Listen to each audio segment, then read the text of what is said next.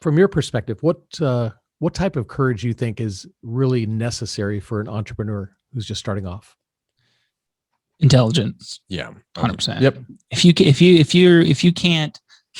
If you're too stubborn to realize when you need help or guidance or just, asking a question, whatever it may be, entrepreneurship is not for you. Like you need to learn from your failures. You need to, why not get guidance from someone that's already paved the path? Yeah. Why would you try to reinvent that path or take another path? I mean, sometimes it needs to be done for your journey in life, but yeah, I think intelligent for sure. Definitely agree with that. I think it's a big element of that is to be able to set your ego aside and be able to listen to, other people's advice.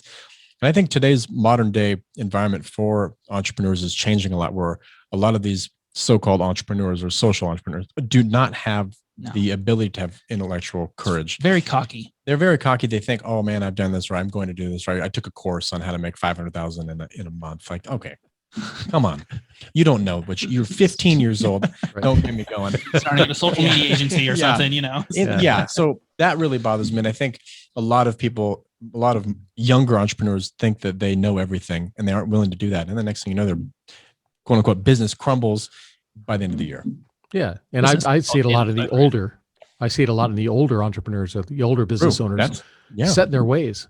It's like, this is the way that I've always done it. I want you to do it the way that I do it. Right. And you're just perpetuating that. Afraid of change. That's a really good point. I think I think those individuals don't understand how to take calculated risk. Yeah. They look at risk as just risk, but there's ways to take very, very good calculated risk. And that's something that we always really hammer down on when we're helping other people getting their businesses started. Is risk is okay. It's healthy as long as it's calculated and you look at, what's the actual outcome that can happen. Yeah, totally. I think there are enough books out there. Yeah. Sorry, there are enough books out there that almost anything you said to YouTube videos or something. Yeah. Some people watch part of a video and think they know it all. Yeah, exactly. There is information out there, but you have to go look for it and test it out and see how it works. I know some folks that they bought a company from the previous owner and they're running the business like the previous owner did.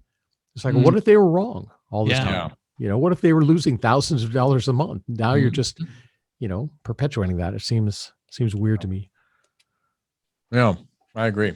And I think kind of both your guys' points with older generation maybe, but with risk, like when I told my parents that I was going to cut the cord from what I was doing and jump into results imager, which is the conception just barely started on that. And we had risky. Yeah, it was risky. I was just getting married that year. I just had bought a house and my parents were like, whoa, what are you doing? Like, are you all right? And in order to be able to calculate that risk and understand that, I'm very confident in Kyle's ability or our own ability together.